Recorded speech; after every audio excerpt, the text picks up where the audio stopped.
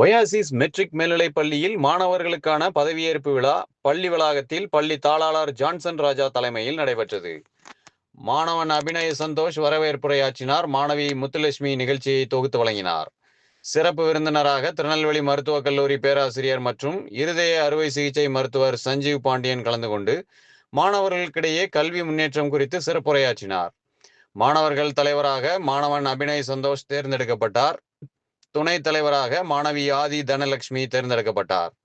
மற்றும் செஞ்சிலுவை சங்கம், சாரணர் இயக்கம், தேசிய பசுமைப்படை, விளையாட்டுத்துறை போன்றவற்றிற்கும் மாணவ தலைவர்களின் பதவியேற்புகளை பள்ளி இயக்குனர் வசந்தா ரூபி ஜேம்ஸ், பள்ளி தாளாளர் டாக்டர் ஜான்சன் ராஜா மற்றும் பள்ளி அறங்காவலர் டாக்டர் பிரியா ஜான்சன் ஆகியோர்கள் நடத்தி வைத்தார்கள். விழாவிற்கான ஏற்பாடுகளை பள்ளி முதல்வர் பிரபாகரன், பள்ளி மேலாளர் ஜான்சன் தங்கையா மற்றும் ECA committee, ECA sports committee ஆகியோர் ஒருங்கிணைந்து செய்திருந்தனர்.